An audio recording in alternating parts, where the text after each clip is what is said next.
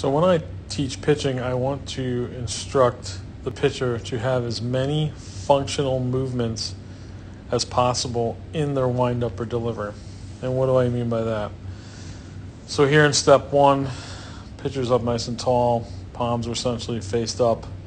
So we're in supination and not pronation. Shoulders are relatively level, okay? So as we begin, his first movement is to lift that leg up. I'd like to see it more. You can see it's really kind of coming more from his knee right here than it is his hip flexor, but it gets to the top. But what that does, if you don't lift it from your hip flexor, believe it or not, is a corresponding reaction to the upper body. And you'll see that his shoulders aren't quite as level as they once were. The leg ends up in a much better position, nice and high up here. But here he's lifting from his hip flexor because he's got no other choice.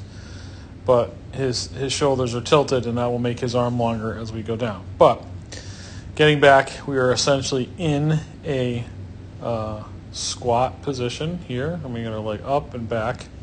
Okay, so he's in a mini squat. If he put his leg down, that's the position that he would be in.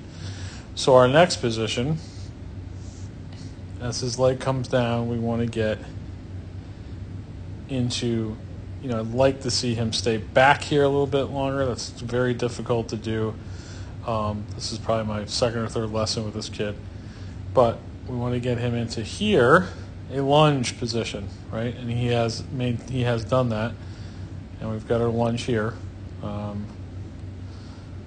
Bang, boom, that's a lunge, okay? And he's linear here, meaning his back leg and his arm are connected.